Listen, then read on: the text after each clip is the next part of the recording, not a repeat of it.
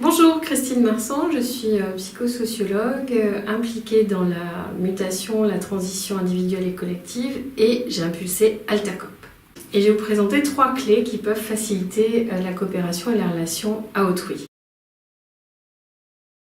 On va se rendre compte que très rapidement on apprécie des personnes, d'autres moins. Et si on doit tisser avec des gens qu'on n'apprécie pas tellement, comment on va faire?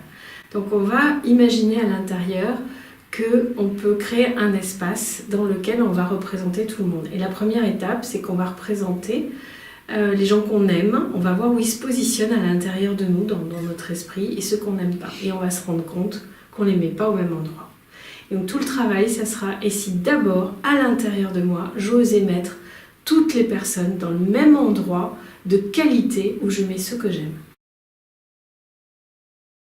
Avant de rentrer dans un dialogue avec autrui, avant de rentrer dans un moment délicat, quelle présence j'ai à moi-même? Donc est-ce que je vais me donner quelques secondes de silence, d'introspection, de qualité de présence à moi-même pour ensuite être en qualité de présence à autrui, ce qui peut passer par le souffle et la concentration sur ma respiration.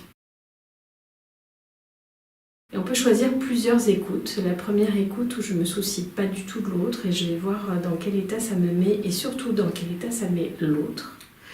La deuxième écoute où je vais chercher à savoir uniquement ce qui m'intéresse dans ce que la personne me dit et pareil, faire l'expérience à l'intérieur pour moi, à l'intérieur pour l'autre.